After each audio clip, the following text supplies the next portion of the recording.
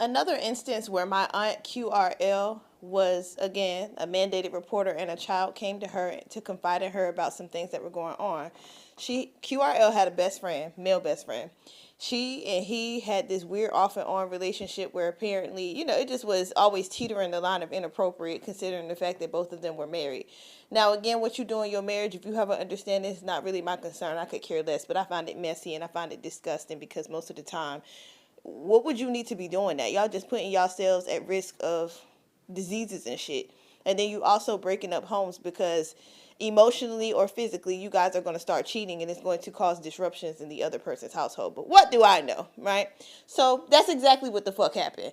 The man and his wife ended up separating for whatever their various reasons, and coincidentally, whilst they were in separation, his wife ends up getting a treatment that another person, who is the reason that I started this channel, got, which this person was a cop, and their passing just never sat well with me, and this woman's passing doesn't sit well with me because it's kind of got the same little MO.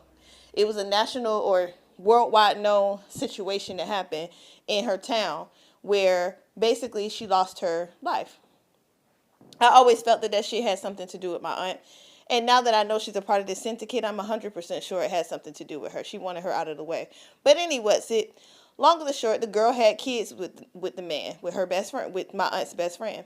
And so all of a sudden, their daughter, who was the oldest, started having these issues because she lost her fucking mom, right? And she had to live with her dad for the first time, like, ever.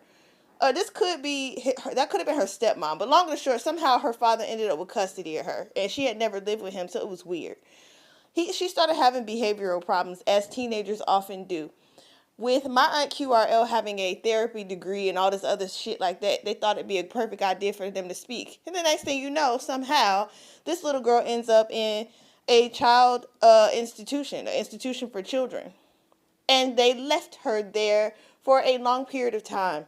Now, she wasn't doing anything that any other child who has experienced things has gone through, nor did anybody ever try to go through why she was going through what she was going through, like if she had been assaulted or anything of that nature.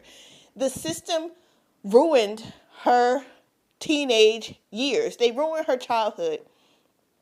And then they tried to make her out to be a quote-unquote bad person. She wasn't allowed to be around her other siblings alone and unsupervised and shit like that.